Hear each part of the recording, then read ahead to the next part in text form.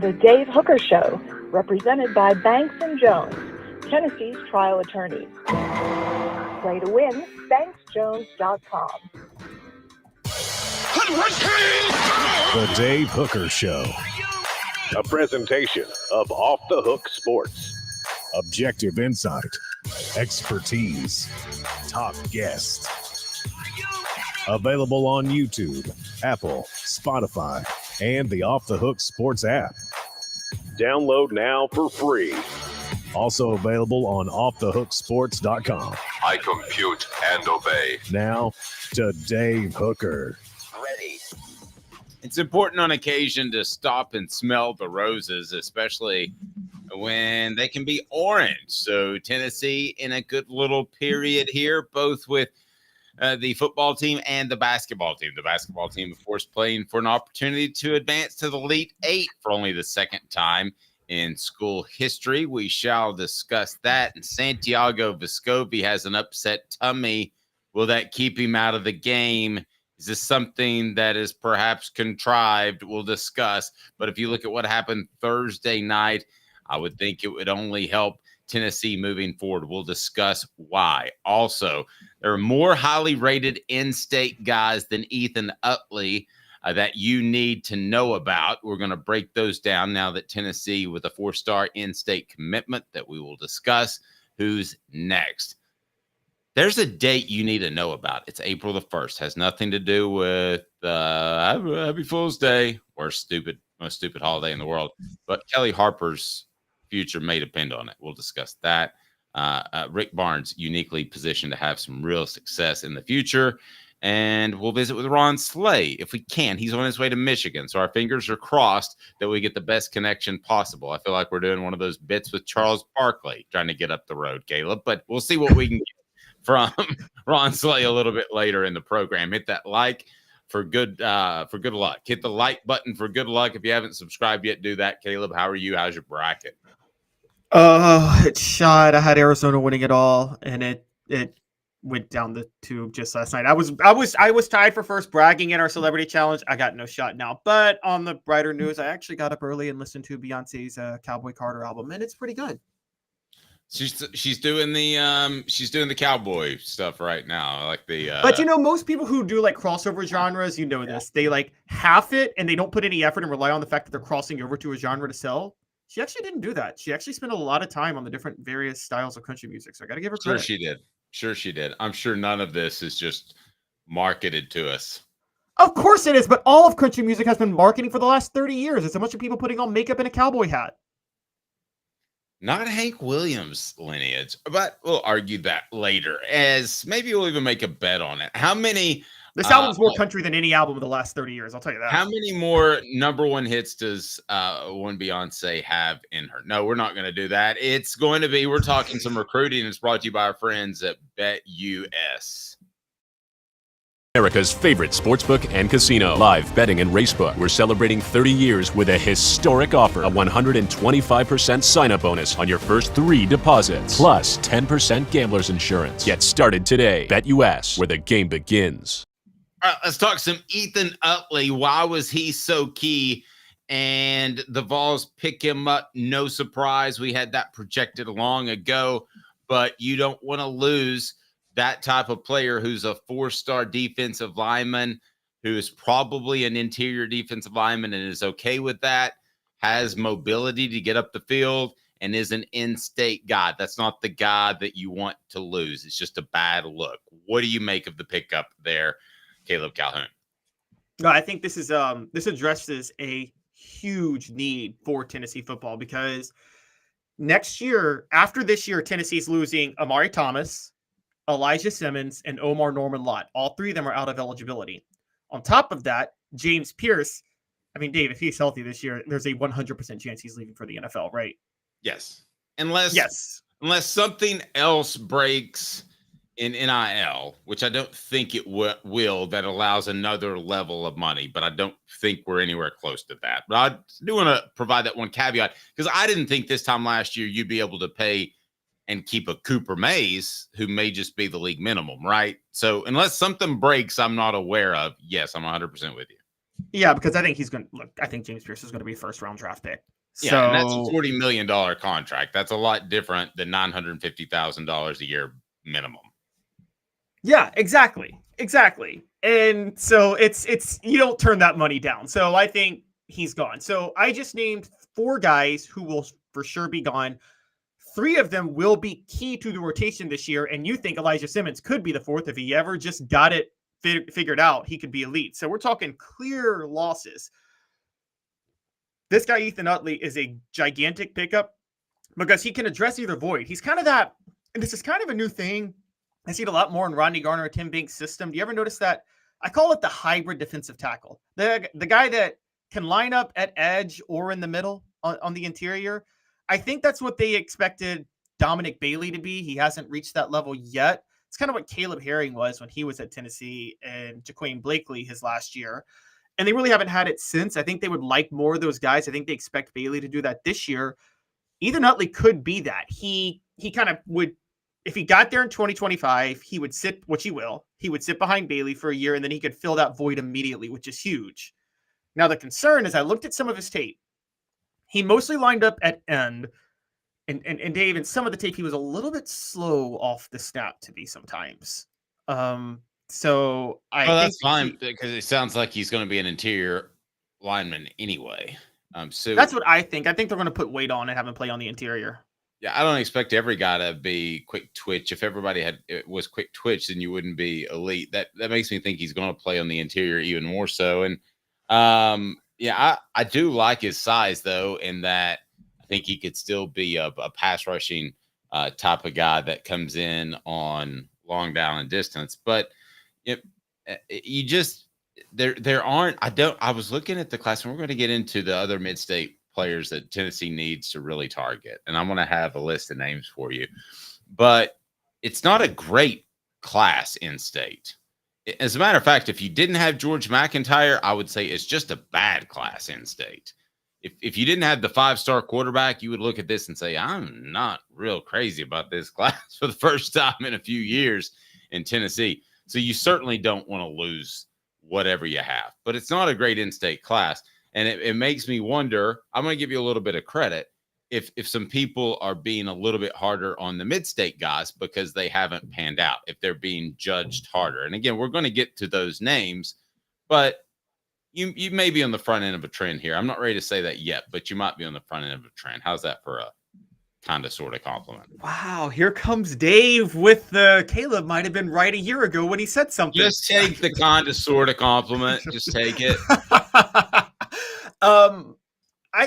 That actually is possible. And I never thought about that because Nashville, it's gotten even bigger than it has when I first said it. So you would think there would be more highly touted recruits. And if you notice, there is more the other portions of the state, Chattanooga, Knoxville, and Memphis and Jackson, they are rivaling Nashville in terms of numbers of elite, highly touted players this year, right, Dave? Yes. There's more talent. I think what you meant to say is there's actually a good bit of talent across the state, just not as much in the mid-state as has been highly ranked in the past few years. I don't like it as a whole. I mean, I think it's a down year of all. I don't care if you're in the Tri-Cities or you're in Southwest Memphis. I mean, I think it's a down year, but that's not to say that, Patrick Willis was supposed to be a down prospect and he ended up doing great things. Just if you didn't have the McIntyre, you'd be looking at this class at a bunch of 4-stars that are borderline 4-stars. But I think Utley's a very good player. I think that Tennessee with McIntyre has taken care of that and what they're able to do. Here's the other thing about McIntyre. How much of Utley is because McIntyre recruited him? So go ahead and click the like button if you like McIntyre. If you hit McIntyre, I mean, I know that Nico Maliava was supposed to do a ton of recruiting, but he really didn't. He had volleyball and he was switching high schools and he was doing all kinds of stuff. As far as the periphery, McIntyre has already had maybe as big of an impact on Tennessee recruiting by helping Utley come along and by helping other guys come along. I mean, the McIntyre, no matter what happens with his playing time, is going to have a positive effect on Tennessee's football program. He's already come out and said, I'm going to recruit like crazy for you. I believe he is recruiting like crazy. I don't know if it's going to have. I don't know if the Utley pickup is related to that though. One, we got to bring. Yeah, I so don't. if you don't, but let me ask you this question. Maybe not directly related. Maybe not. McIntyre calls him and says, "Hey, you've got to make this commitment now."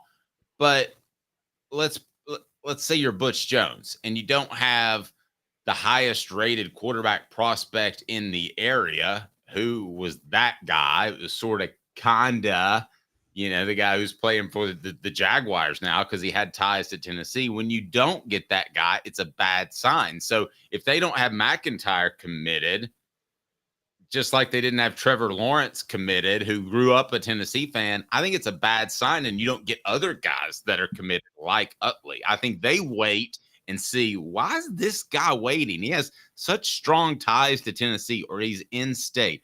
Why is he waiting? I don't think you get Utley if you don't have McIntyre. Okay, that's a different kind of talking point then. You're saying it's not that getting I don't think getting McIntyre helps. But I would agree with you, not getting McIntyre can hurt with other recruiting, because you're right, there'd be a red flag. But let's put it this way, if Missouri swoops in and gets a McIntyre, a guy that you want in your home state, that is a bad look. That's bad. And so I think you're right. You're right. In that point, it's necessary. I think McIntyre. First of all, McIntyre's from Brentwood, at least from Nashville. The Nashville region is so huge in popularity. People think it's not like in the 90s, I'm sure all the top recruits from Nashville knew each other. But and also even similar to Atlanta in the 90s, and we could talk to Fred White about this. I'm sure Fred knew every single highly touted recruit out of Atlanta in the North Georgia area when he was coming out. I doubt Atlanta recruits all know each other now because there's just so many of them. And Nashville's so big now, I don't think there's that connection between a kid at Brentwood and a kid at Innsworth in Nashville. I don't think that connection is there. I don't know. I'd have to hit the camp circuit again. I can tell you it was definitely there now. Yeah, it was there probably more in regions if you want to go along those routes. Don't forget though, they all do play summer 7-on-7 passing camp together. So I mean, there's a lot of that. I think the upper elite guys from any town, I think the top 15 or 20, they all know each other. And when I say town, okay, cut me a little bit of slack. Like Marietta is a town in and of itself.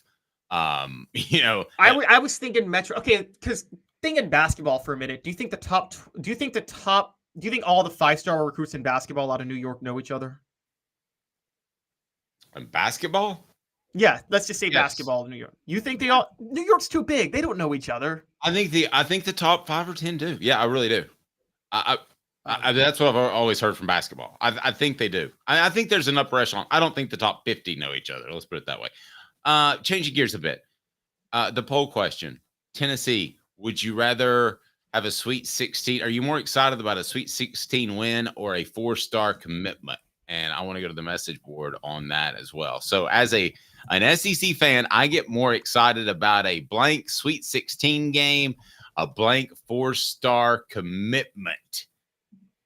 I'm telling you right now, it should be 4-star commitment if you're an SEC fan. If you're Duke or North Carolina, fine, go down that path. But you should be more excited about a 4-star commitment, because that can have an impact on your program for the foreseeable future, not just a short amount of time. And I can promise you that we'll be moving up the ratings, the recruiting rankings faster than you know it. If you want to move quickly, you can go with Boundless Moving. From their 2-hour minimum to turnkey operations, they've got you covered. Boundless Moving. Go to Boundless Moving. They have locations in Charlotte, but also East Tennessee to get you moved. What should fans be more excited about? A Sweet 16 game in the SEC, particularly, or a 4-star commitment, Caleb? A Sweet 16 game because of who the 4-star commit is. A 4-star commit from a town that has a bad track record of producing bust, from a high school that has a bad track record of producing bust, that doesn't even play a key position. Okay. It's a Sweet 16 game. He's a defensive lineman. That's a pretty key position. If it's George McIntyre, I would say, yeah, George McIntyre is the bigger get. But like a 4-star quarterback is a bigger get. A 4-star defensive lineman, again, from an overrated area, from an overrated high school. and there's some Ensworth kids on the Tennessee team that are about to kill me right now, and I really don't care. But yeah, Ensworth High School, you produce a lot of butts. Well, and I'm gonna back those guys. You're wrong on that, Caleb. I just think it's a numbers game. I think you may have been right to this point, but I just think it's a numbers game. Eventually, that's going to break through. I've heard that for 10 years. I've heard of coaches and colleges, because I was thinking about, you said this the other day. I've heard of coaches and colleges that don't produce like top tier talent at a position, like Jeff Tedford, until he could break through there. And Rogers had like a streak of bad players. He was a coach at Cal, but I've never heard of a high school producing, or an area just continually producing duds. So not in the South, especially. Give me one in the South. I can't come up with one. Lipscomb and Ensworth are that. By the way, and call me when Andre Turrentine actually is competent in the secondary. Dude was a 4-star out of Ensworth and doesn't even look like he should play football. Okay. I don't understand why you hate on high school kids. They love you. They enjoy the program. I haven't hated on Ethan Utley. I just said his high school has produced. I'm hating on the kids who came out of those high schools once they're in college. Andre Turrentine ain't at high school at Ensworth anymore. He probably should go back to high school and play Ensworth, because that's probably the best he can do. But click on like and subscribe, even when Caleb can go and get a little bit excited. But just a little bit. All right, so changing gears once again. I'm curious about Tennessee. And in the Sweet 16, we have a better idea of the field. What did you make of the Thursday night games and how they might help the Vols? Tennessee is pretty good against Thursday's Sweet 16 winners. Let's talk a little bit of hoops. Yeah, so as I told you guys, my bracket is dead because I had Arizona winning it all and they lost to Clemson. But there were 3 upsets in the Sweet 16 Thursday. 3 lower seeds won. 6-seed Clemson beat Arizona. 4-seed Alabama shocked North Carolina, and 3-seed Illinois beat Iowa State. Tennessee swept Alabama this year, and they beat Illinois. So they're 3-0 against teams in the Elite 8 right now, which is against the teams that made the Elite 8, which is pretty impressive. I also think maybe with law of averages, 3 upsets Thursday, maybe Tennessee being the favorite on Friday, maybe they should be a little happy about that. I don't know. I'm just saying. Is that a good omen, Dave? I don't know. There's a lot of good omens in this tournament, other than it seems like to me the favorites have won more times than not until yesterday. Until last night. So it's been a very odd tournament. Portions of the tournament, as we talk about, are brought to you by our friends at the Hemp House, the premier hemp dispensary online with a wide variety, great selection of strict standards to ensure you only receive the best in CBD or Delta products. Hemp House Chat with 2Ts.com. Hemp House Chat with 2Ts.com. Use the promo code HOOKED. That's HOOKED for 10% off. 10% off. Caleb, I don't think there is an unbeatable team, but I'm going to make the argument for a team that's in Tennessee's bracket. I think it's Purdue. I think Purdue is the unbeatable team. They're the team that goes into the tournament, and you have that UNLV with Larry Johnson or Duke Phil with Christian Laettner. Like, they're the team that you're trying to beat. And the reason I say that is because they're not that talented as those teams. Don't get me wrong.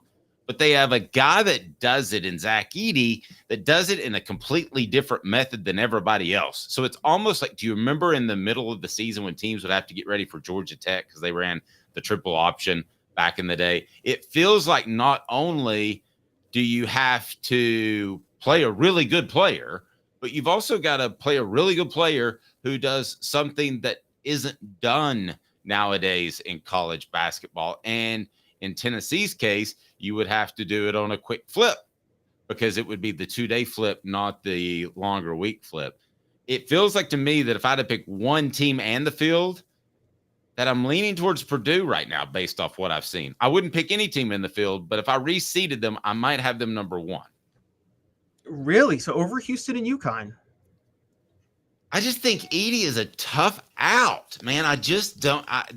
He lost in the first round last year. I know, but he is a different. I'm going to be honest with you. I didn't watch a lot of Purdue regular season basketball. I don't know about you, but I didn't. But he is a different player. He has better footwork this year than he did last year. He is not just a big stiff. If you get a chance to watch like 3 minutes of him from this year, tell me I'm wrong.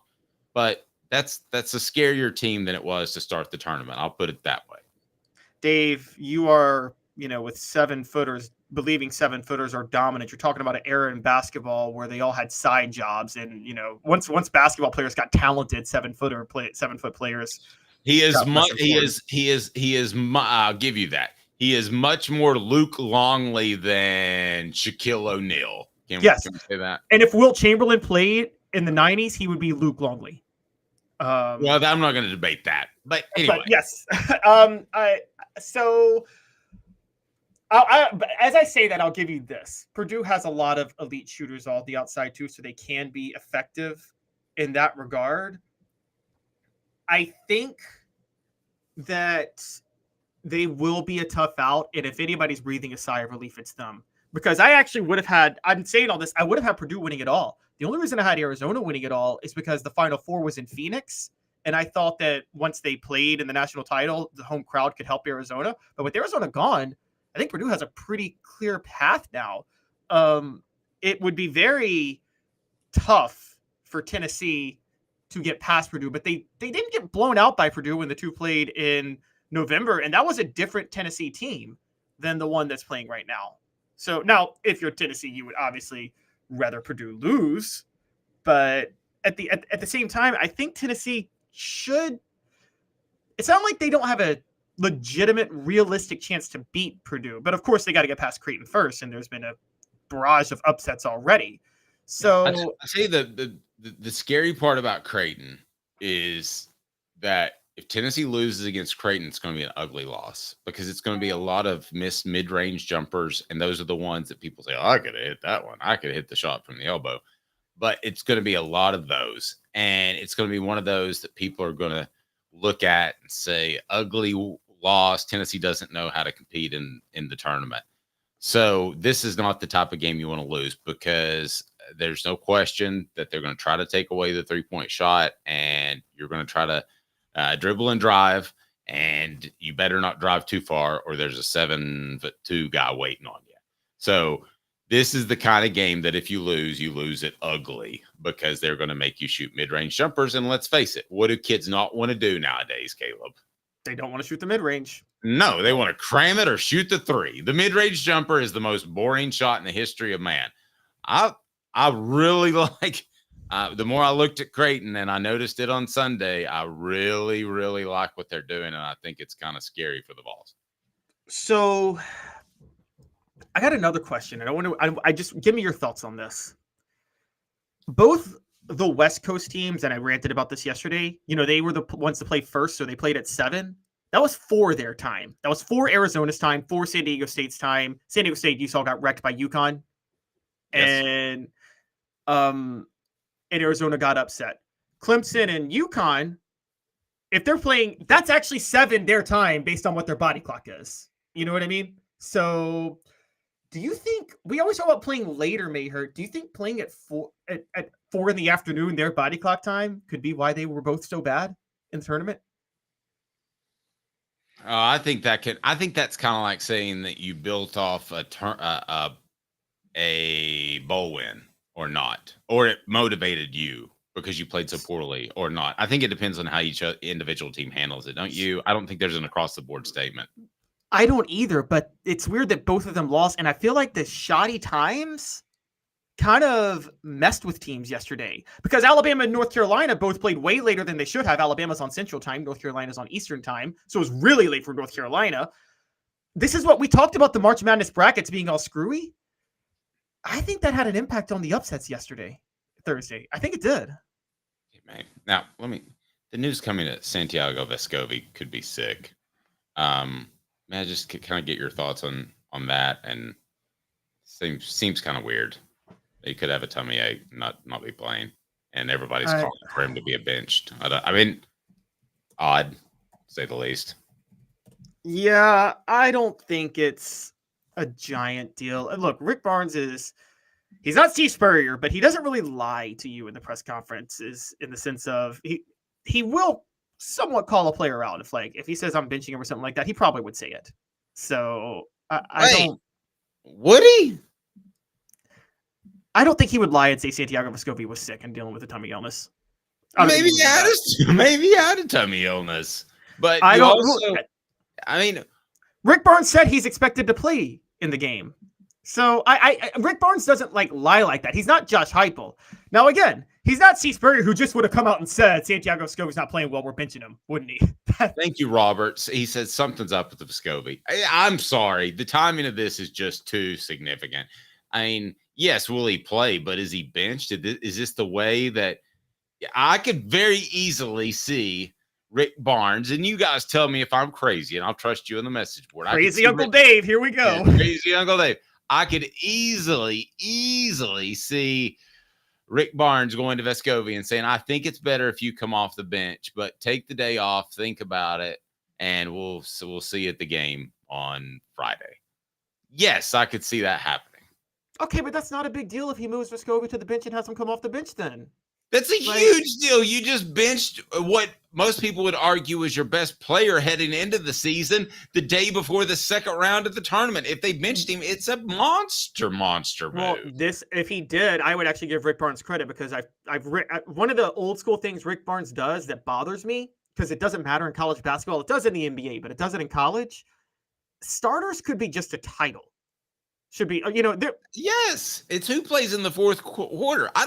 If Rick Barnes gave him that stuff from Dumb and Dumber that gives you an upset stomach, I don't care what it is. Whatever he had to do, I don't care how you handle it publicly. But yeah, if you gave him a super diuretic and suddenly he can't play in the game or has to come off the bench because you time it out just right, then I'm okay with you doing something like that. No, I think this could be Rick Barnes. Player poisoning? Because we haven't gone that far, so I might want to walk that back just a little bit.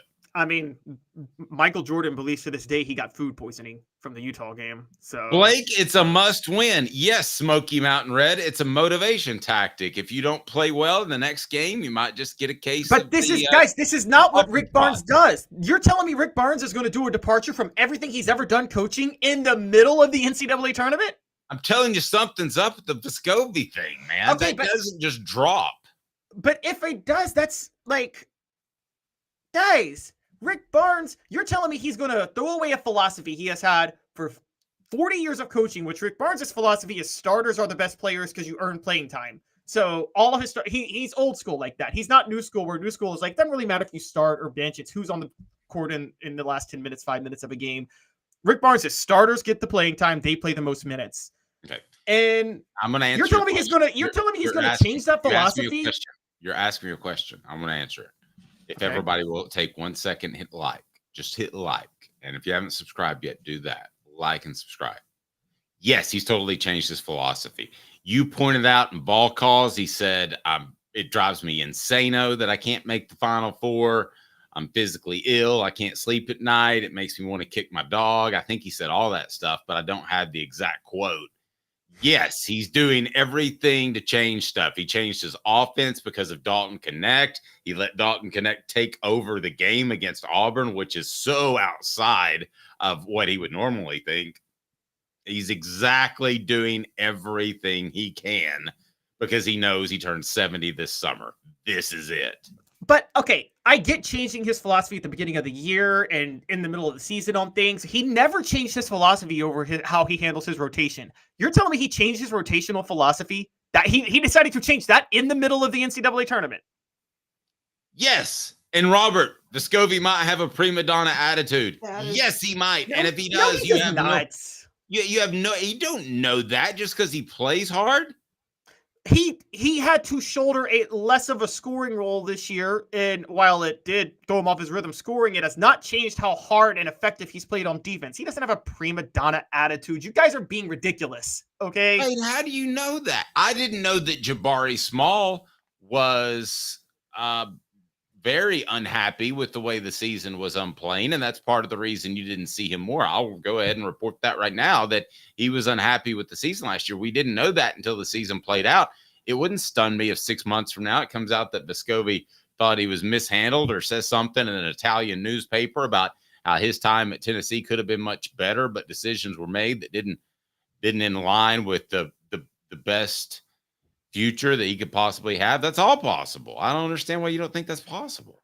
Okay, first of all, he's from Uruguay, not Italy. No. I mean, he could play in the Italian league. Italian league. Okay, I see what you're saying. Yeah, I just picked a random country. Right, but I didn't think that was prima donna by Jabari Small. He was just upset that he played less because he played hard a lot, and he didn't like that he played less. But I don't think Vescovi's not the type of player that would do this. He made some sacrifices that he was willing to make because Dalton Connect was there. I do think that. I can't imagine Rick Barnes changing everything he believes. I've seen him change a lot of what he believes. I can't imagine him changing something like that. What you're saying is this. What you're saying is this. You're saying Rick Barnes is doing the George Costanza from Seinfeld episode where George is like, every instinct I have is wrong, so I'm doing the opposite of my instincts. You're saying Rick Barnes is doing that. What I'm telling you, I'm going to pay players, but I'm going to let somebody else handle it, even though morally I think it's wrong. That's what they're doing it. They've got somebody on the staff that handles that, I was told, because he hates the NIL thing. And he's adapted to the point where he would take that guy. He's adapted everything. So why wouldn't he adapt? I mean, what's the alternative? Historically, the alternative, if he doesn't shake up something right before a key game in the tournament, and I think that's what's happening with Vescovi's hurt tummy.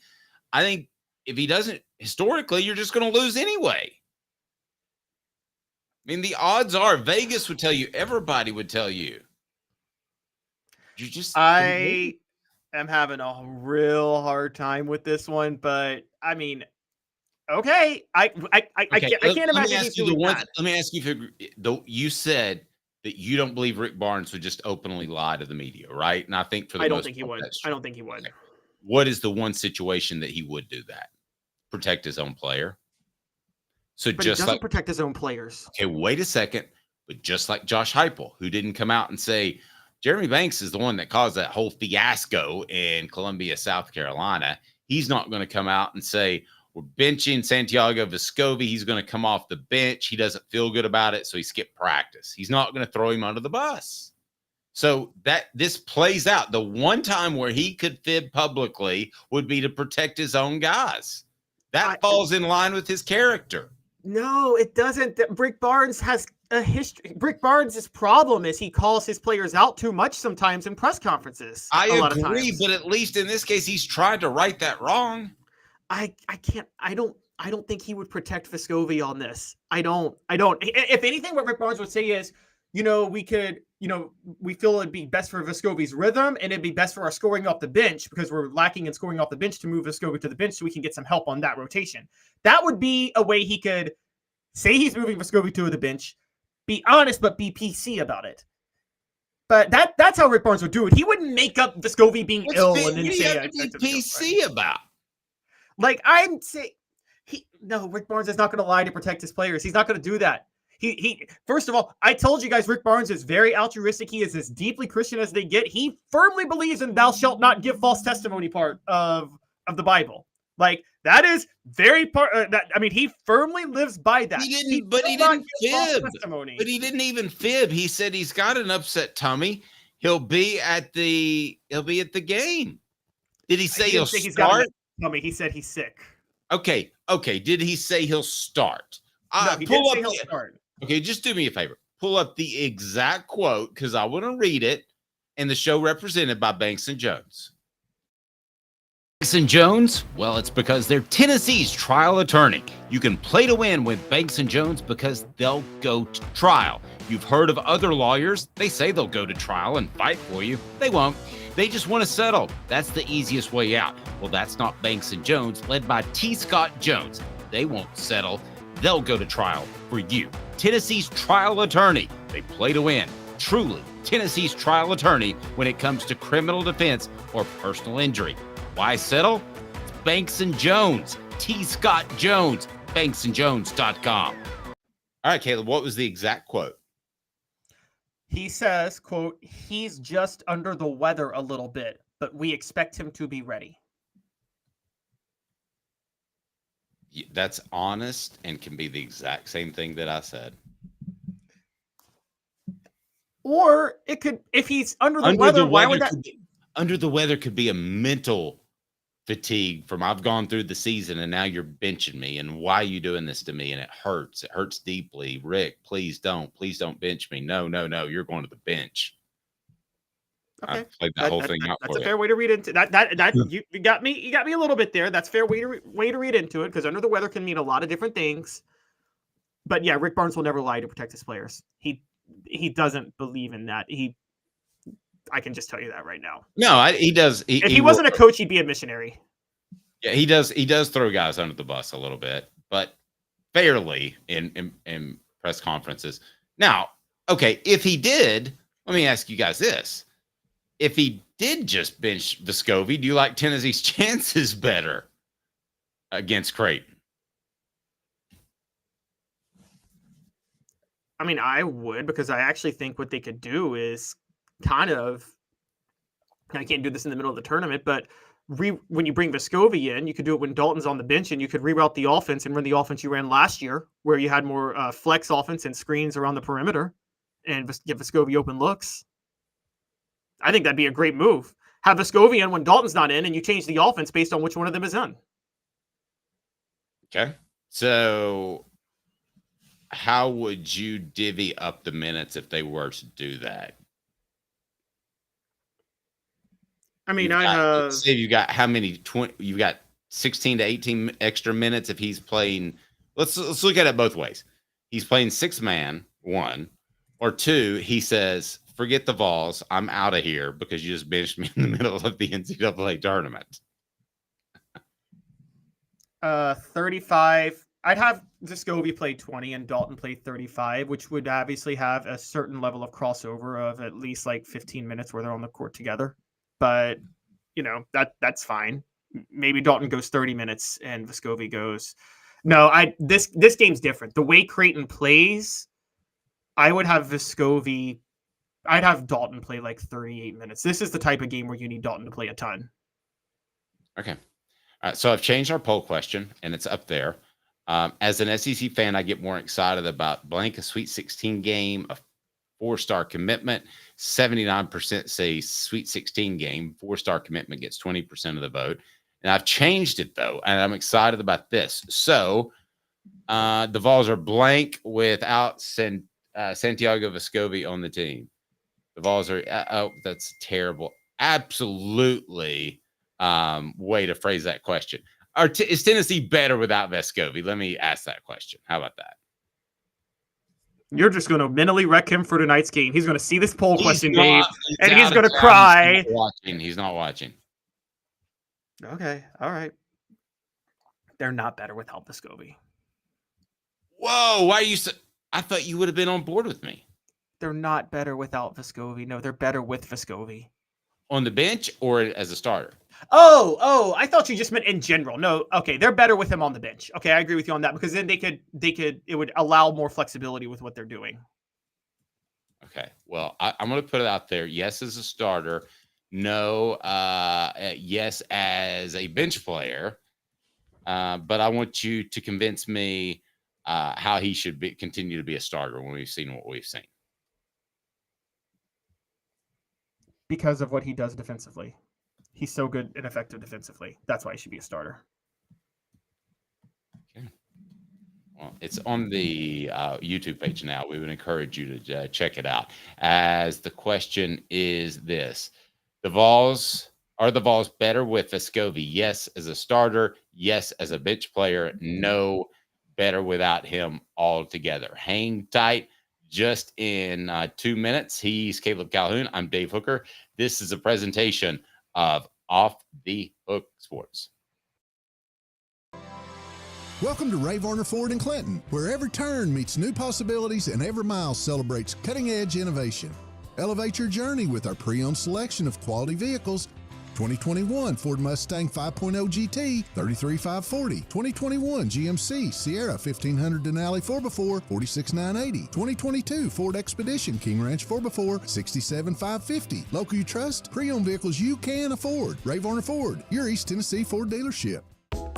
Sports Treasures in North Knoxville is one of the South's largest sports cards and memorabilia dealers, featuring over 10 million sports cards from vintage to modern. Sports Treasures carries a full line of hobby boxes, singles, autographed memorabilia, Tennessee Vol collectibles, fan cave decorations, and so much more. See a museum full of collectibles at Sports Treasures, 4819 North Broadway in Fountain City, and Sports Treasures on Facebook. Sports Treasures, where the real sports fan goes to shop.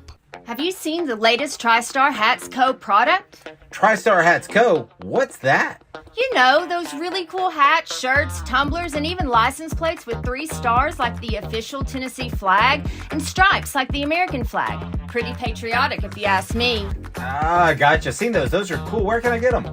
Simple. TriStarHatsCo.com. And if you order now, there's 10% on any order $50 or more. Plus, use the promo code HOOKED. With the promo code HOOKED, you get 10% off. That's hooked. And don't forget free shipping with any order over $50. Stock up at TriStarHatsCo.com.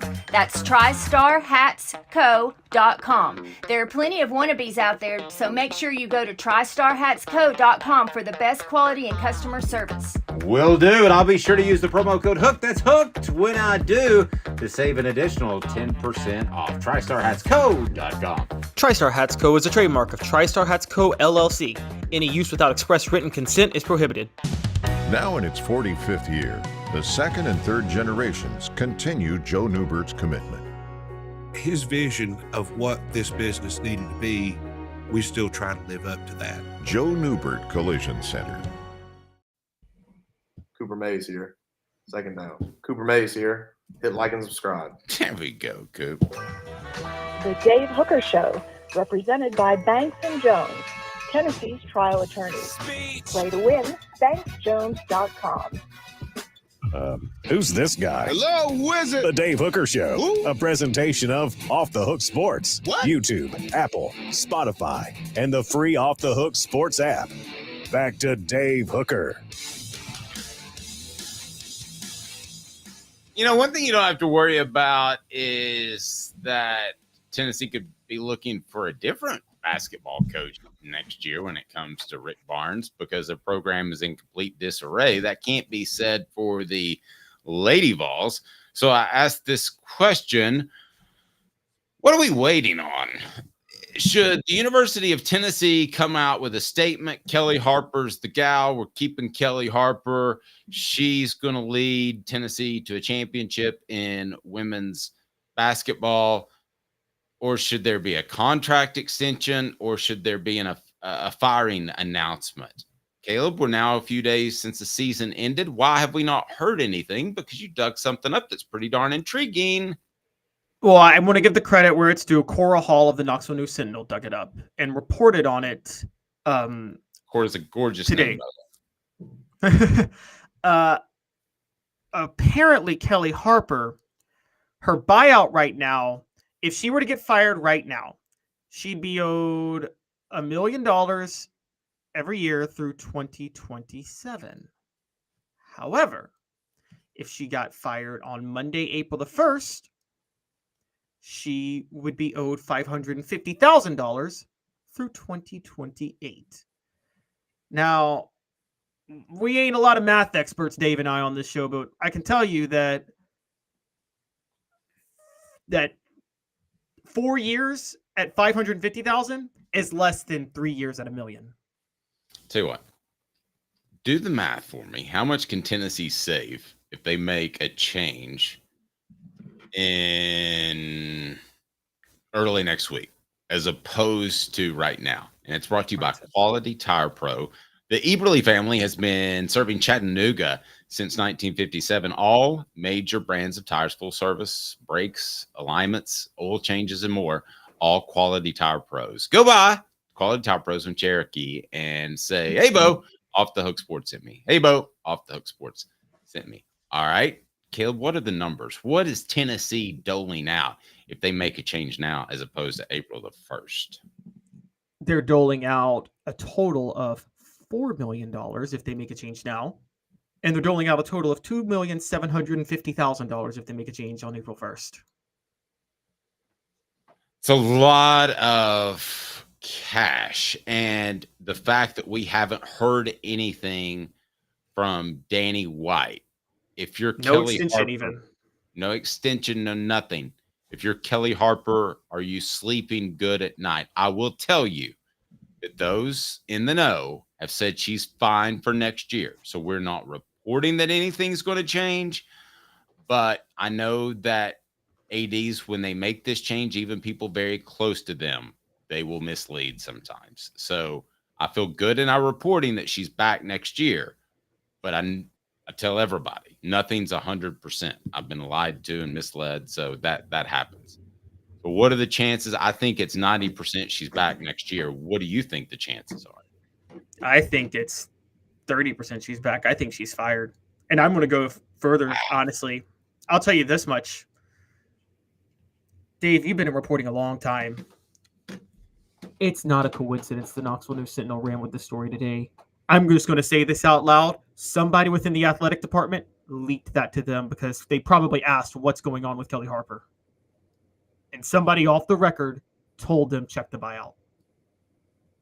I don't doubt that at all. Or now the News Sentinel has changed a lot since I was there. But you had somebody that would, a lot of times we would give it a really, really quick read, Caleb. I mean, if it's a legal document or a contract or something that's really thick, and we would get through it, and the sports guys would give it a quick read, and then we would post something on the story then, and somebody else would read something more in depth. So they may also have a reader who goes through it too, who found it. But either way, the number in and of itself, do I think was leaked? Yeah, but just the number in and of itself is a significant number, because I believe Tennessee got really embarrassed. The upper echelon of the administration, I'm talking Plowman level, talking Randy Boyd, I think they got kind of embarrassed about being known for buyout U, don't you? I do, but that was the reason they got away with it was because there were so many athletic directors and chancellors that took over at different times. Each one who was doing a buyout could say, well, yeah, we're doing a buyout, but that's because the guy before me made a dumb hire. Like, they could honestly all keep saying that. Agreed. My point was, though, this one is a reasonable buyout. So the buyout now is what, if they do it today, again, for those that just tuned in? $4 million today. Okay. $2.7 million on Monday. Okay, that's reasonable. 2.7 for any of your, let's say, top four sports, which might be different with some schools out west, but for top four, it's football, both basketball teams, and baseball. And baseball, yes. Rick Which, Terry by the way, Jewelry. the Lady Vols are the worst of those four right now, which is They are. embarrassing for the university. They are, and it's not close. Rick Terry Jewelry Design, he's the best. They want to be your jeweler. Looking for affordable game day jewelry. How about the Fire Opals, the Tennessee tradition? RickTerryJewelry.com. RickTerryJewelry.com. If you're listening live, by the way, go ahead and get signed up on our Patreon page because we got this Brew McCoy autographed mini helmet. It's black. It's awesome looking to give away. And we'll be giving that away thanks to our friends at Sports Treasures, carrying over 5 million sports treasures and so much more. Follow on Facebook for the best sports memorabilia. Daily updates, Sports Treasures TN. Again, Sports Treasures TN on Facebook. The one thing I don't ever want to do, but I also don't ever want to hear, is I don't want to start speculating on who might be somebody's replacement before they're fired. So, Caleb, I hope you think that's fair. That's kind of the way I've handled these things. You don't, because Kellie Harper might have kids that go to school, and now she's hearing about, their good friend Carol Lawson might be replacing her. that I try to be respectful there, but I also hate the saying, despise the saying, well, who you gonna get? I mean, I hate that saying too. I did not start off. I mean, Caleb's been an absolute blessing. Caleb loves the history of Tennessee football, is up to date. He knows how to do all the YouTube stuff. He can write. I mean, my goodness gracious. But I didn't start off the Hook Sports, and I didn't know who Caleb was, but we found out who Caleb was through time, and it's all worked out. I hate the theory of you don't make a change just because you don't know that person's name. That, to me, you should be involved and you should know that person's name, whoever it is. Yes, definitely. You should. I mean, who you're going to get. This is what's been justified to give quarterbacks ungodly amounts of money for the last 5 years. You have a mediocre up to above average quarterback and you lock him down and they say, well, who you're going to sign? Who you're going to get? I don't know. Somebody better? I mean, there you go. Yeah. It's who is Tony Vitello? And on another note, does this at all add pressure to the Lady Vols, the fact that the baseball team is doing so incredibly good? Yes. Like I said, women's basketball is the pinnacle of athletics at Tennessee not in terms of revenue, but in terms of production. In terms of production, women's basketball is the gold standard.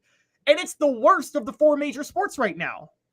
And I think that's kind of an embarrassing thing to think about. So absolutely, it's a ridiculous look what's going on right now. I would honestly say this is why I think Kellie Harper's done. Guys, I think here's what happens in sports. And Dave, I'm dead serious about this. Nowadays in sports, you either give a 1-year extension to keep it at 5 or you fire a coach. You notice the extension hasn't come yet. And Tennessee was eliminated on Monday, right? I mean, it's getting to be where I've been wondering about it every day. I mean, you have to. And why am I making people on the message board, by the way, Robert? You're one of my, and yes, Vescovi, excuse me. I think I am in reality here. I think he may be upset with you for saying they're sticking with Kellie Harper because you think they're sticking with Kellie Harper. I think she's gone. Well, no, I think she's gone. I've asked. Did I not ask you if you could write something about it like yesterday? I mean, I think as the days go by, when I wake up every morning and Kellie Harper's still the coach, that's a day that Kellie Harper can get fired. Yes, because no statement has been made. There's been no we're sticking with Kellie Harper. It's weird. Now, again, maybe you don't want to make the statement because you don't want to give the sign off that she's on the hot seat, but everybody's wondering at this point and everybody wants to move on. So I don't get how you can sit there and contracts, again, she hasn't gotten an extension yet. There's something fishy about this. There's been no statement. She hasn't gotten an extension. And by the way, Danny White's gotten away with flying under the radar on this. Why? Because the men's team is making a run in the NCAA tournament. Yes. So what's more likely, that Santiago Vescovi is really gotten benched and it's not his tummy, or that Kellie Harper is dead woman walking, that she's not going to be retained? That Kellie Harper's dead woman walking. Yeah, she is. I'm sorry. I think that, again, it's not just the lack of statement, because maybe the lack of statement, maybe Danny White doesn't want to imply she's on the hot seat. Because if you give a statement, then you're saying that coach is on the hot seat, right? The dreaded vote of confidence. Seemed like Jerry Green got those a lot. Yes. If the athletic director comes out and says we're sticking with you, that means they're not going to stick with you in the long term. That means you're not the long-term answer. So, yeah, she hasn't done that. I don't know. We're going to change gears. Does she have her job by Tuesday? Yay or nay? Nay. She's done on Tuesday. All right. Let's talk some Cruton. 4 Downs brought to you by Dynasty Spas, the most comfortable spas made in the United States of America, right here in East Tennessee.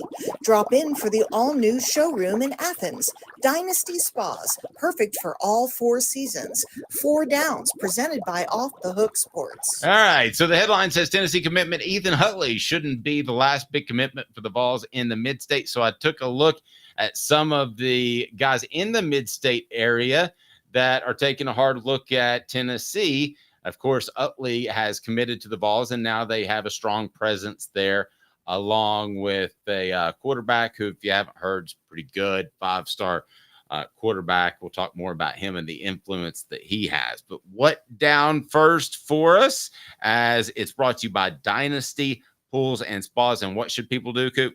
Cooper Mays here. Hit like and subscribe. And Cooper Mays here. Second down. There you go. So let's start from the bottom. CJ Jim Kellie. He's number 11 prospect in the state of Tennessee. Looks like his recruitment is just starting to pick up. He gets an offer from Cal, 6'2", 190 pounds. I get the feeling that if Tennessee wants Jim Kellie, they can get him. Yes, but doesn't it stand out that his main offers from Cal, a group of 5 adjacent school in the ACC somehow because they just needed a Power 5 conference to get to. That leads me to think that they're not that high on him, if I'm being honest with you. Nope. I agree with that as well. And by the way, guess where he goes to high school? Go ahead. Guess, Dave. Lay it on me. Lipscomb Academy. Yep, Lipscomb Academy. All right, so the other players on my list, it's on offthehooksports.com. What down is it with that Dynasty pools and spas? Cooper Mays here. Second down. All right, second down. Chauncey Gooden. This is the guy at 6'4", 320 pounds that is out of Lipscomb that has a limited scholarship offers. And I think, though, that he'll end up being a pretty big name. I like his size. He moves. Auburn and Arkansas are said to be interested. I think he fashions himself a defensive lineman. He might want to fashion himself an offensive lineman in the near future. Yeah, as a matter of fact, Rivals is already listing him, thinking he's going to be an offensive guard. So I think that's good news for Chauncey and his family's decision-making ability. Yes. So, but you're right. That's probably hurting his recruitment right now because only Clemson is the only big name school involved. Auburn and Arkansas are a bit lesser. And let's be honest, Hugh Freeze will straight up lie to your face to get you to commit to him. Of course not. What down, Coop? Tennessee center Cooper Mays here. Third down. Jalen Morgan. I think Tennessee's in good shape with Morgan. Talked to somebody about him this morning. 6 foot, 180-pound defensive back from Montbell, Tennessee. But there's some competition. Number 5 prospect in the state. And that's another 4-star prospect. I think Tennessee has a great shot of landing him. As a matter of fact, I think Tennessee in general has a fantastic fill going on in the mid-state area. And don't forget, a lot of that's from having mid-state guys, Caleb, that I could throw out there like a James Wilhoit. I think he has an effect on kickers in the mid-state. But you also have George McIntyre there. You just have a really good, strong fill, both from former players and committed prospects in the mid-state area. Yeah, Jalen Morgan is from the eastern portion of the state, smaller area, but I get what you're saying. I'm really high. I love highly rated players from smaller counties in East Tennessee. Love them because I don't think they get missed on that much. So as much as I'm low on Nashville, I'm high on them. And so I think it could be. Sorry. And then lastly, Terry Grant, cornerback from Siegel High School in Murfreesboro. I can remember when Siegel played Knox Central and they had to have a running clock because they were getting beat 72-3. And nowadays, Siegel is a private school that's respectable. It's not one of the major schools in the Nashville area, but pretty well respected there in Murfreesboro. Yeah, and when Nashville people fight me, they try to take credit for Murfreesboro kids. And I'm like, no, different region, guys. Totally different region. And so given that region, and I do love Murfreesboro kids. Typically, obviously, Tennessee needs cornerback help. And there's something about kids that come from that particular area. They are the hardest working, toughest players usually on Tennessee's football team. I mean, Juwan Jennings is where I go to usually for that. And this is one of the first classes, and I may write something about this a little bit later, Caleb, but this is one of the first classes that Josh Heupel is going to pick up an equity commitment, for lack of a better term, and maybe help me with that term. But you just mean building good rapport in the region, someone that's going to commit? Yes. Like this is now Lane may be different. But when Lane showed up, he struggled to get along with people, and there wasn't the connection there. Tennessee now, though, with Josh Heupel and their culture and high school coaches, that's why they have a high school clinic. They don't do it to teach them to be better coaches. They have a high school clinic to show off their stuff and how they can coach. I think high school coaches really, really like Josh Heupel.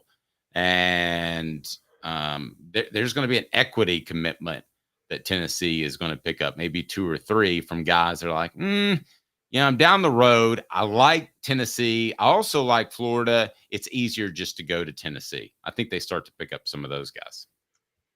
I think you're right. I think that the thing you have to remember, though, is Josh Heupel builds that rapport not because he wants to, but his personality allows him to. And so, because I don't think he's that much, I think Lane Kiffin was honestly cold shouldering because Lane Kiffin was trying to focus on areas that he valued more. Lane Kiffin really wanted to recruit Florida a lot. If you remember, he was really trying to get a lot of the Florida kids, and threw caution to the wind on the character of those Florida kids. We'll throw that out there. But yeah, but he wasn't just the only one. I mean, Jeremy Pruitt, I think I told you guys, told a guy I know, he basically said, I shouldn't waste my time recruiting in state because the only decent pipeline is in West Tennessee, and he basically was one who said Nashville kids aren't that good. And so he focused more on Georgia in that regard. And Butch Jones did focus on Nashville, and he probably had more busts than any coach in Tennessee football history as a head coach. And so I think Josh Heupel's building a rapport, but I'm kind of seeing some similar things to him where you're noticing this. Josh Heupel is still meticulous on who he goes after. And I do think that's actually a good thing. I also think this. People can make narratives out of relationships with high school coaches, this or that or the other. Dave, if you start winning, you get more talent in state.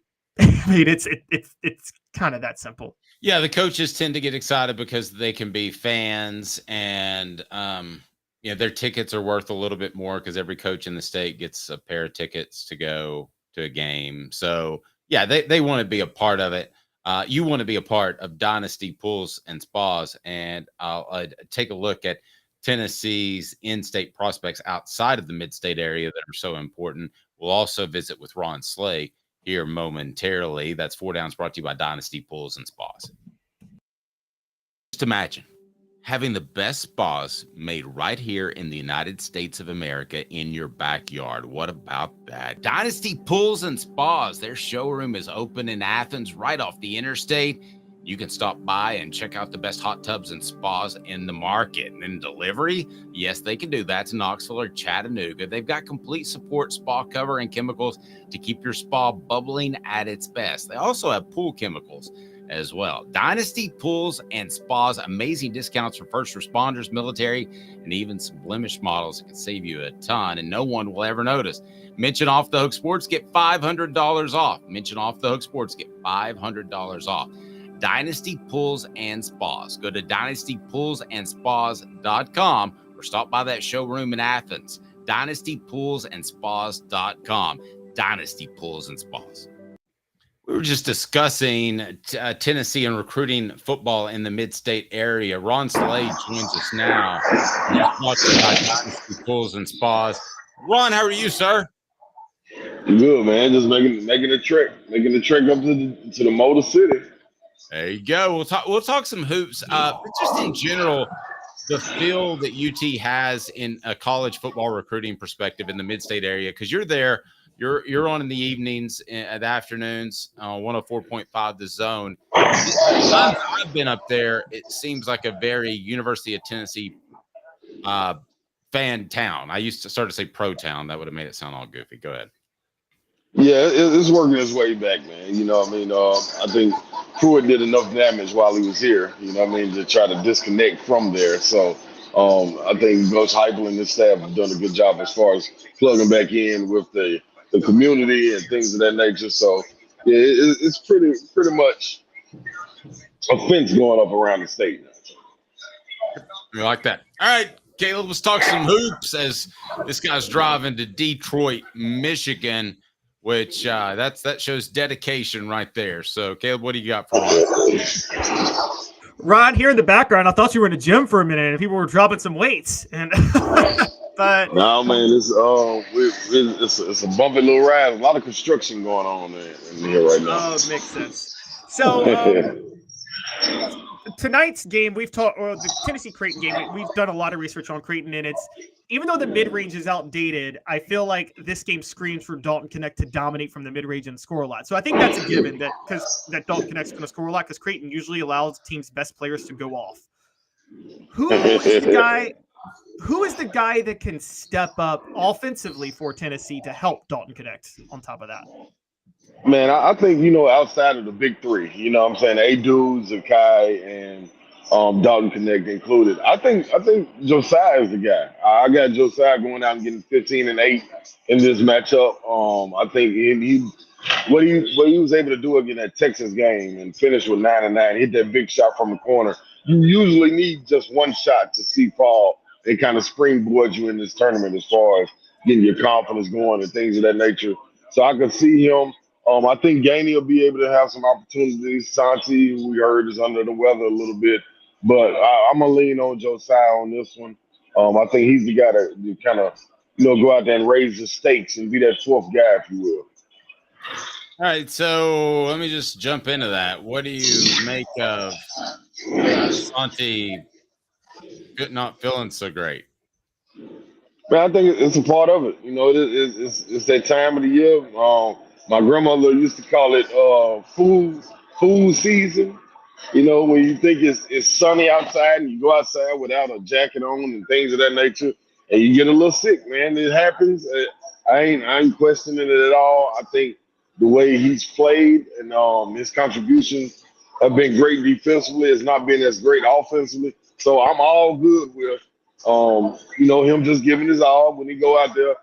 But the thing is, when you have the depth that Tennessee has and opportunities present themselves, you get room for Tobey to come in and score, Gainey to come in and score, Josiah to have his moments. Like the floor is open for somebody else to step up. Meshack, imagine what 10 would be for Meshack, how that would look. So I'm fine with it.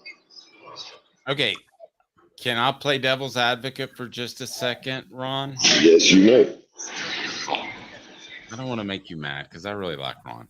All right, so some knucklehead in East Tennessee wrote that Vescovi should probably take a seat on the bench for the first couple of minutes, and it's not a knock on his play. I think he's great, but I think he could come in and provide that spark, and things just aren't going great for him right now. Wouldn't this be a great way to do that without him losing face, Ron? Yeah, that's another way. Absolutely. And if he's got it going, I think when you coming from that bench spot, it's not a lot of pressure on you. Or it could be reversed. It could be a lot of pressure. Like, dog, you ain't give us nothing when you was in the lineup. Now you get in the second tier, the reserves, and you still don't give us nothing. Oh, what we supposed to expect from you, brother? So, it could work in reverse. And so it's all in the eyes of the beholder. It's up to Santi, though, man. It's regardless if he's coming from the bench, if he's a ninth man, fourth man, fifth man, it doesn't matter. It's up to him to go out there and get the job done. True. All right, so Ron, I wanted to break down a little bit more on the other scores because you brought up Josiah. I think it's actually more on Jonas Adu, and just give me your thoughts on this. I think that one of the keys to the game is being able to get Ryan Kalkbrenner away from underneath the back. And so I think Jonas Adu, how crucial do you think it is for him to hit those little 15-footers in this game?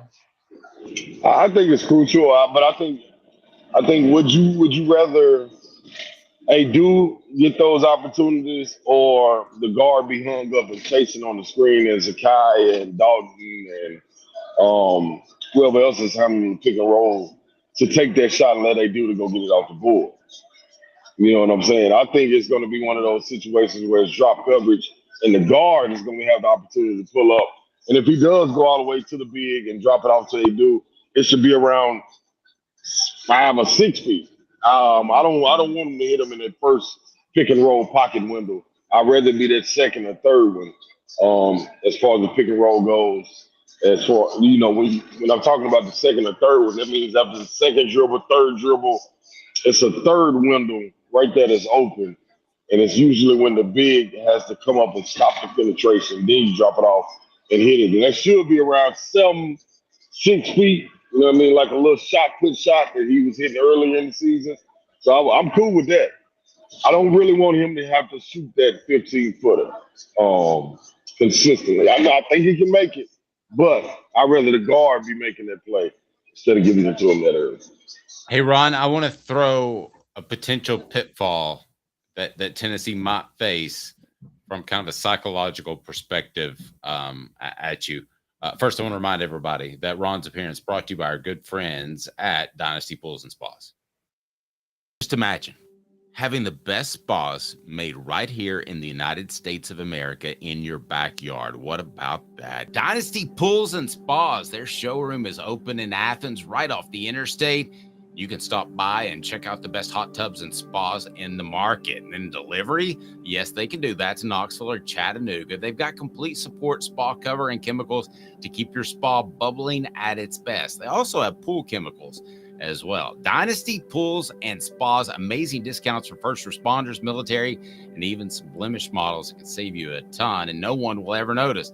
Mention Off the Hook Sports, get $500 off. Mention Off the Hook Sports, get $500 off.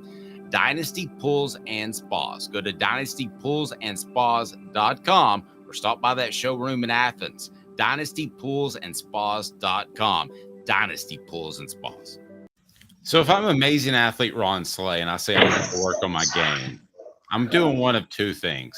I'm dunking it because I'm just bad A and just I'm doing the reverse and everything. Or I'm shooting the three. Because back in the day, it looked weird for a big man to shoot a three. Doesn't look that way anymore. I'm not practicing the mid-range jumper because that's the least sexy play in basketball. Is there a mentality there that you have to have and that Tennessee's going to have? Because the mid-range jumper is going to be open. Yeah, I think that's a sweet spot. There's nothing that's frowned upon as far as Tennessee players go. So I would imagine that all of them should be working on this, and this should be a go-to shot for them. If you see that big man fall and drop back in coverage or the rotation late, why not pull up? Like, why do you have to go challenge the 7-footer? Unless it's shots that are not falling. Those shots not falling, then I go in there and bang in his chest and try to dunk on him. That's cool with me, but I think it's wide open. You have to hit that shot. That is shooting fish in the barrel to me. Like, that's so easy. I would love that. Okay, what's a better sign for Tennessee? That they hit their first 5 mid-range jump shots, or that somebody just goes down and throws down on the 7'2" guy from Creighton and just throws down on him, sends a statement. You ain't stopping us down low. What would that mean for the Vols? I'm a lean towards what Caleb was talking about. That's where I want to see Adu. I want to see whether it be 2 or 3 layups first made by Adu or a nice dunk, like you mentioned it. You give me that by Adu, and that right there, I think that's going to be a telltale sign that Tennessee's going to have a good day. Ron, so last couple of points. It seems like no matter who Tennessee's playing, Creighton, and then if they get to the Elite Eight, Purdue or Gonzaga, Tennessee's best chance is that they might want to turn up the tempo a lot for these next few games, right? I think use Zakai's athleticism to try to score in transition. Won't that be Zakai's best way to score? Transition and play in the passing lanes? Yeah, I think so. That and I think that's the easiest way to steal some. But I think like you mentioned, man, I think that pick and roll is going to be there. These guys chasing over the ball screen, him hesitating, being able to get that 15-footer, them getting caught up, rescreening, him being able to get that 3-ball going as well. But them applying pressure the entire time, man. I think you got to wear these guys down. You got to make it look as if you look at how Alabama and UNC was last night. And, Alabama wore North Carolina down. Those guys couldn't defend anymore because of that pace. They tried to keep up with them. And if Tennessee can go in there and impose their will, it will be a problem because they do not like to get into their bench. Yeah, I agree. And so do you think Zakai will score more on layups or more from 3 in this? Ooh. I'm gonna go 3 on this game just because that's 7 foot in there, man. That's a lot of floating in it. A lot of teardrops going on right there, man. I'm gonna go from 3. I'm thinking I don't expect no 1 for 8, 1 for 9 game from Zakai. I expect a nice 4 for 7 from the field, from the 3 from Zakai. I think he'll be locked in, and I'm gonna go with 3-pointers. That's not including. I think he's gonna get fouled a lot too. I think him getting in there and getting to the free throw line is gonna be key too. Hey, by the way, I love Zach Edey's game, but it has to be said that he looks like Utley who was from Thunder the Barbarian. Do you remember Utley? Because I tried to tell this joke yesterday, Ron, and I was too old. Nobody remembered Utley. Do you remember Utley? I don't remember him. But is that? It looks like a little bit like He-Man. Yes, Thunder the Barbarian. He used to go Utley, Eberle, ride, and he looks just like Zach Edey, the animal thinking guy over there. For the sake of it, yeah, I remember it, Dave. Thanks. Save the bit. Thank you, Ron. Ron Slay. Uga, Eberle, ride. Brought to you by Dynasty Pools and Spas. We love them. Again, they deliver within 125 miles. So you go to their showroom in Athens, you pick out your tub, and you're like, hey, can you deliver this? But I need the steps. And I need the spa cover, and I need the spa arm to put the cover on. And they say, we're going to give you all that. We're going to deliver it to your house there in Chattanooga or in Knoxville, because we deliver within 125 miles and we're local. And you also want to make sure that you get your chemicals there, because there's less filler. They're better for your actual pool or spa. They're better for the pump. They're better for everything. It's right there local. Dynasty Pools and Spas brings you Ron Slay and a lot of our good friends and Four Downs on a daily basis. Hang tight with me. And then we're going to take a look at Caleb's bracket, but also why Rick Barnes may be uniquely, and when I say uniquely, I'm talking very uniquely positioned for the future. Hang tight. He is Caleb Calhoun. I'm Dave Hooker. This has been a presentation of Off the Hook Sports. Also, we'll give away that Brew McCoy helmet up next. Hang tight. In its 45th year, the second and third generations continue Joe Newbert's commitment. His vision of what this business needed to be, we still try to live up to that. If we wouldn't put our family in it, we're not going to put their family in it. If you're going to say that you're doing the best work in Knoxville, now saying it's one thing, producing it and providing it's another. The largest family-owned collision center in Knoxville is Joe Newbert Collision Center. Hi, I'm Rick Terry, and we at Rick Terry Jewelry Designs pride ourselves in the highest quality craftsmanship from a family-owned business here in Knoxville for over 35 years. At Rick Terry Jewelry Designs, we also take pride in being an affordable option for all your game day accessories, especially those fire opals. At Rick Terry Jewelry Designs, we want to be your jeweler every day and especially on game day. Go Vols! Hi, Mike Davis here with City Heating and Air, reminding you to always dare to compare. Our team provides quality local heating and air service, installation, and maintenance across East Tennessee. We use only the best equipment like American Standard heating and air conditioning for your residential, new construction, or commercial needs. Honesty, dependability, and customer satisfaction have been the cornerstones of our business since 1961. City Heat and Air. Dare to compare.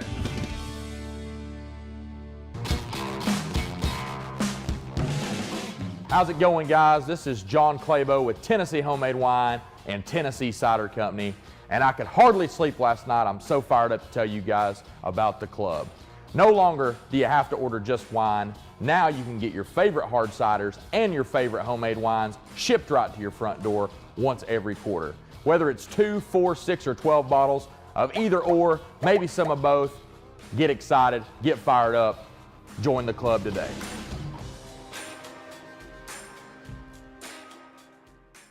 '21 Ford Mustang 5.0 GT, 33,540. 2021 GMC Sierra 1500 Denali 4x4, 46,980. 2022 Ford Expedition King Ranch 4x4, 67,550. Ray Varner Ford, your East Tennessee Ford dealership. The Dave Hooker Show, represented by Banks & Jones, Tennessee's trial attorneys. Play to win, banksjones.com. Who's this guy? Hello, wizard. The Dave Hooker Show, Who? a presentation of Off the Hook Sports, What? YouTube, Apple, Spotify, and the free Off the Hook Sports app. Back to Dave Hooker. So we already had my mom who came on the show in the summer, right before, well, I guess it wasn't the summer. Hadn't been the summer. Why are you minimizing me, Dave? You just minimized my screen. Why do you try to hide me? Are you ashamed? I didn't mean to minimize your screen. I didn't see that. All right. So but we had my mom on, and as it turns out, she's better at picking games than Caleb. And she told you that Juwan Jennings would score in the Super Bowl, and she'll probably dominate Caleb as well this upcoming fall. But my mom didn't do that, didn't fill out a bracket. But if she did, she would probably still be eligible. Caleb Calhoun is no longer eligible to win our celebrity bracket challenge. And here's why. It's because his bracket is so bad, he can't amass the number of points needed to even compete. That, my friends, is as embarrassing being in the sports world as you could possibly be. So we take a look at the standings here and go ahead and post one word on the message board, if you don't mind, to describe Caleb's performance in this year's Celebrity Bracket Challenge. Because right now, Vladimir Havosovic paid the man his money. Is number one. Rounders reference. See that movie if you haven't. Zach from Sports Treasures is number 2. Zach's bracket's strong to quite strong. He can score 162 points. Our own John Caleb Calhoun can't even count to 162. He cannot win because he has Arizona winning it all. His bracket has exploded. The most points he can score would be 102. Fred White, the former safety. Wait, but what Dave won't tell you guys is I am third right now. He left that part out.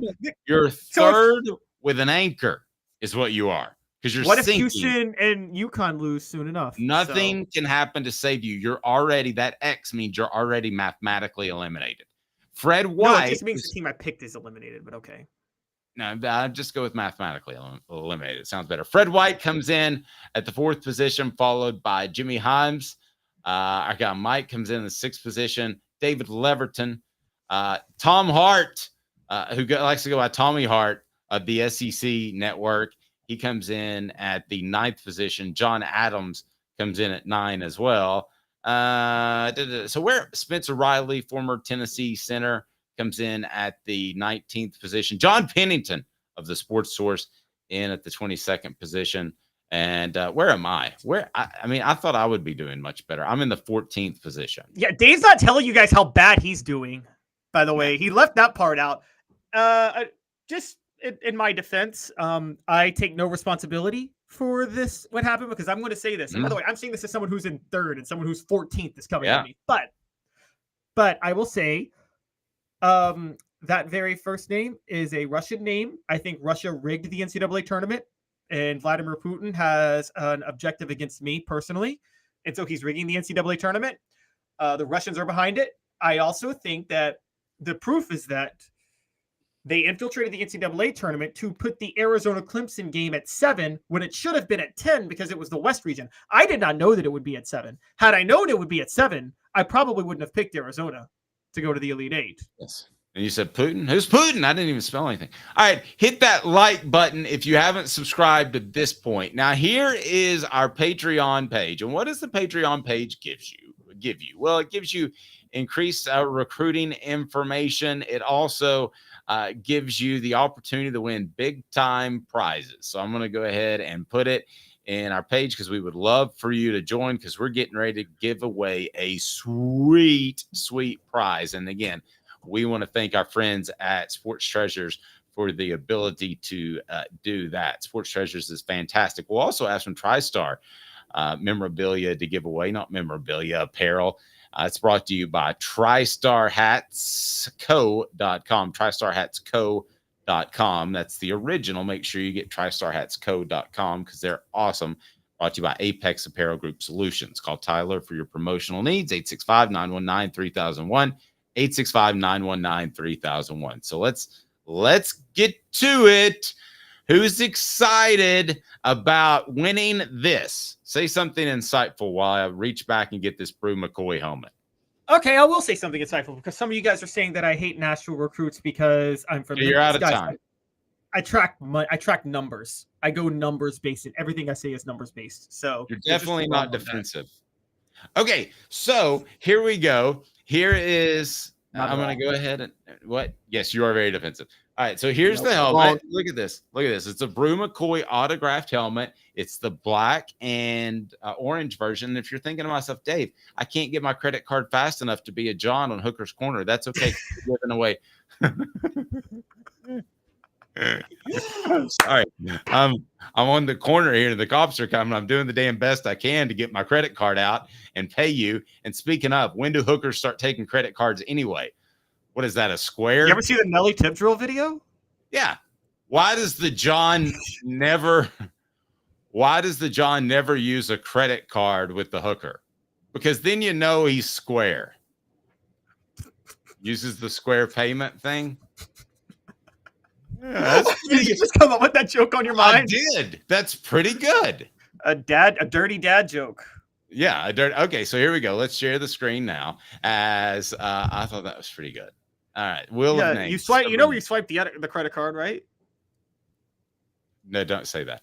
All right, so, here we go. So let's share the screen. We got the screen up and shared. This is for the Brew McCoy helmet. Look, there's only about 12 people who have become a John. So if you become a John, you got a great chance to win our weekly prizes, which are t-shirts, and our monthly prizes, which are awesome, brought to you by Sports Treasures. Here I spin now. It's the suspense that just let's see who the Russians totally are pick. Gets me. It is Sean. So Sean, congratulations. Sean, I will be in touch with you. What a fantastic Friday show for Caleb Calhoun. I'm Dave Hooker. You got a pick on this game? Tennessee Creighton. What's your pick? I think Tennessee wins. I think they win by 5. Here's my big one. Guys, this is a crazy bet. Do it. Put money on Dalton Connect over 35. Boy, I like that too. I like that too. What's his Dalton Connect goes off. What's his over under prop bet? Can you figure that real quick? I think Tennessee wins this game. I'm going to stay with even numbers because I was so close last time.